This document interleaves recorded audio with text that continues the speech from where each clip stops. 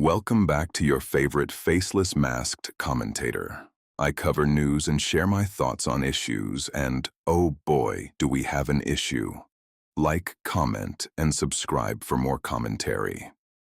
The DOJ recently dropped one of the biggest indictments I've ever seen.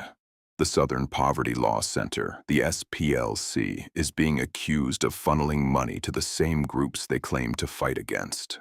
I honestly can't blame the liberals for denying this. It's insane. We're going to walk through a few things and highlight the major implications here. The results of this will be catastrophic. First, let's talk about indictment as a concept. Indictment does not mean conviction. In this case, before any serious charges, the DOJ needs to get evidence and present it privately to a grand jury, a group of ordinary citizens. This grand jury hearing is basically a legal checkpoint to prove that claims are valid. If it's not valid, it gets tossed. If you're a movie watcher, gamer, or anime fan, an indictment is just the jury greenlighting the rest of the process. Now let's look at what the SPLC actually is. The Southern Poverty Law Center is a nonprofit legal advocacy organization in Alabama. Their legal targets are civil rights cases involving discrimination and white supremacist groups. At their core, they promote anti-bias education and racial justice initiatives.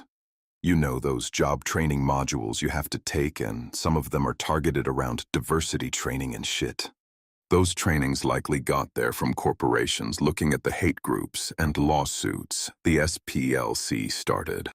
Think of them as a high-ranking watchdog and defender against racism, hate, and threats to marginalized communities. When it comes to the KKK and the United the Right rally, the SPLC was understandably necessary and needed at their time. In recent history, however, many of the hate groups they labeled just so happen to lean conservative, Christian, immigration reform, or anything that isn't woke. A few examples I'm personally familiar with are Tim Pool, Prager University, and Turning Point USA.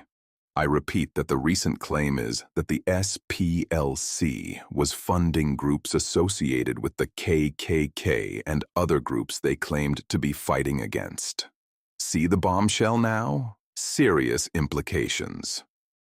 In short, Acting Attorney General Todd Blanche and FBI Director Kash Patel presented evidence privately to a citizen jury. The jury ruled the findings valid, which gave the DOJ permission to go public with the accusations. These accusations are fairly straightforward. We're talking roughly $3 million being laundered to at least 8 leaders/figures tied to extremist groups like the KKK. The money originally came from charity donations. According to the docs, they moved the money first through fake non-existing companies, similar to the Leering Center back in Minnesota. We got the names of these shell companies so you can check them out yourself. They moved the money in layers using alias names like F to hide the personal accounts of the targets. In 2020, this process was almost exposed. The bank they were using at first was Bank One. After a routine internal investigation on Bank One's side, the SPLC changed up their tactics and immediately closed their accounts linked to the shell companies. They then sent payments directly using ACH transfers with new fake names.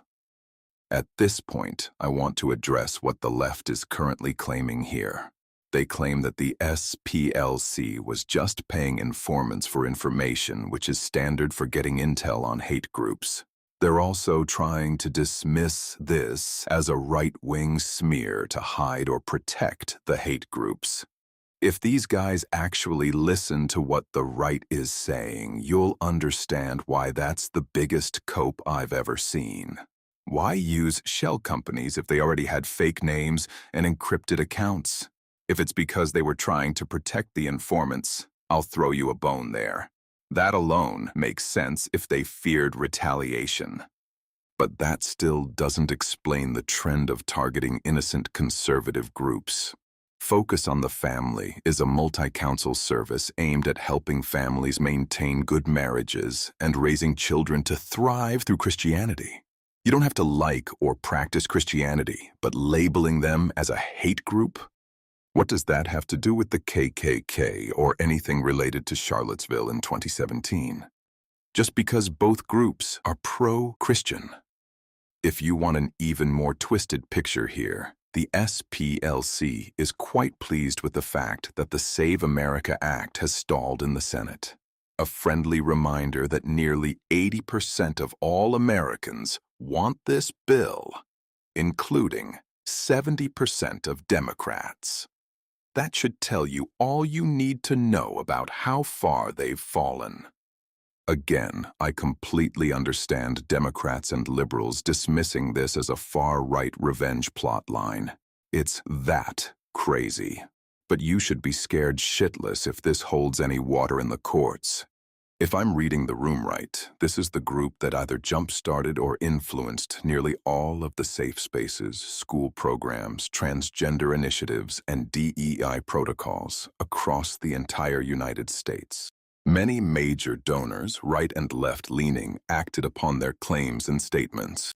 There will be a massive domino effect if this goes south because everyone all across the states will stop trusting the leading source of these initiatives and programs. It's not just that either. This will unify and amplify the right-wing sphere beyond levels never seen. Nearly every single one of these groups or organizations that got labeled as hate groups has seen a massive wave of targeted cyber attacks. Tim Pool was shot at and deplatformed. Prager University was censored and deplatformed. Charlie Kirk, founder of Turning Point USA, was killed over speech. Moms for Liberty was labeled in 2023 had gotten massive death threats and had to spend money for extra security. Nick Shirley is facing similar threats from people and governors in California for discovering fraud. The Family Research Council had an armed attacker in 2012 who explicitly said the SPLC map led him there and that he planned to kill as many employees as he could. The sitting president of the United States was nearly assassinated multiple times for sharing similar conservative Christian views. In fact, there was recently another attempt at the Correspondents' Dinner. Again, SPLC's influence has played a huge role in the rift in politics. In addition to the cases I mentioned, left-wing media has run multiple stories smearing their right-wing counterparts. Students in universities have reported political discrimination for conservative views. Online influencers and streamers have had their flights denied and canceled from sponsorships for not sharing similar views as liberals. Parents at school board meetings have been kicked out for merely voicing their opinions, such as transgender books shouldn't be in school libraries. All the while, the left-wing media turns a blind eye or claim they deserve it. I repeat this message to every liberal-leaning Democrat engaging in good faith here. You need to keep an eye on this and ready yourselves. All sides of the right and independent voters' blocs have every good reason to unify against the SPLC. The way I see it, the DOJ doesn't even need to win the case. They just have to push this far enough to dismantle trust. Once trust is challenged, money from donors will dry up. This means many organizations will start walking back their DEIs, inclusion trainings, and safe spaces. It also means that more conservative and Christian counter-initiatives will start rising.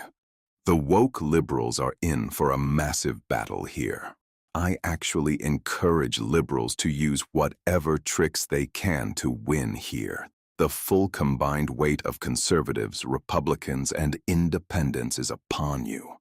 I'd say good luck, but after years of baseless slander, you've brought this upon yourself.